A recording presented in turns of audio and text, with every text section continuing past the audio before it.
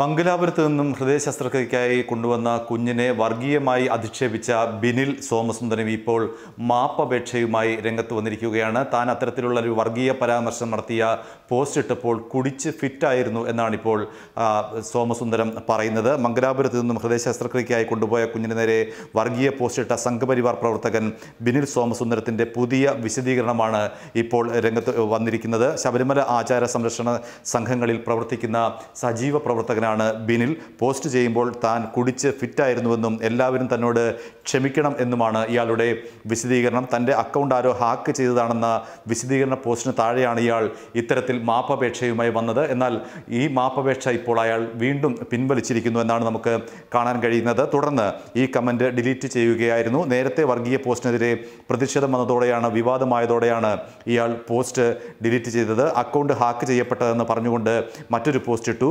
ഇയാൾക്കെതിരെ police കേസെടുക്കണമെന്ന് post കണ്ടവർ പ്രതികരിച്ചു. ആ രീതിയിൽ പോലീസിൻ്റെ നടപടികളും ആരംഭിച്ചു. അതിനുശേഷമാണ് ഇത്തരമൊരു കമൻറ്റ് അയാൾ ഇട്ടത്. എൻ്റെ എഫ് ബി അക്കൗണ്ട് ഹാക്ക് ചെയ്യപ്പെട്ടതായി സംശയിക്കുന്നു എന്നാണ് ഇയാൾ പോസ്റ്റ് ചെയ്തത്. അതിന് തൊട്ട് താഴെയാണ് വിശദീകരണവുമായി ഇയാൾ രംഗത്ത് വന്നിരിക്കുന്നത്, മാപ്പപേക്ഷയുമായി രംഗത്ത് വന്നിരിക്കുന്നത്.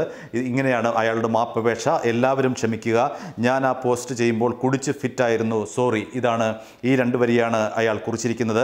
പിന്നീട് ഈ പോസ്റ്റും, അതായത് ഈ കമൻറ്റും അയാൾ പിൻവലിച്ചിരിക്കുന്നു. സാനിയ മിത്താഹ് ദമ്പതികളുടെ കുഞ്ഞായതുകൊണ്ടാണ് ആംബുലൻസിനെ തടസ്സമില്ലാതെ കടത്തിവിടണമെന്ന് പറഞ്ഞത് എന്നായിരുന്നു ഇയാളുടെ പോസ്റ്റ്. മാത്രമല്ല, ആംബുലൻസിൽ ഉള്ളത് ജിഹാദിയുടെ വിത്താണെന്നും അയാൾ അധിക്ഷേപിച്ചിരുന്നു.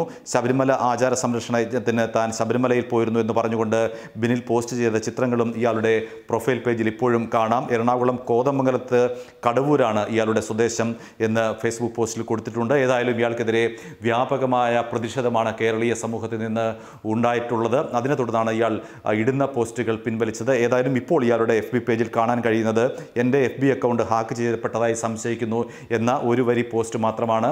അതിന് താഴെ മാപ്പപേക്ഷ ഉള്ള പോസ്റ്റും ഇയാൾ പിൻവലിച്ചിരിക്കുകയാണ്.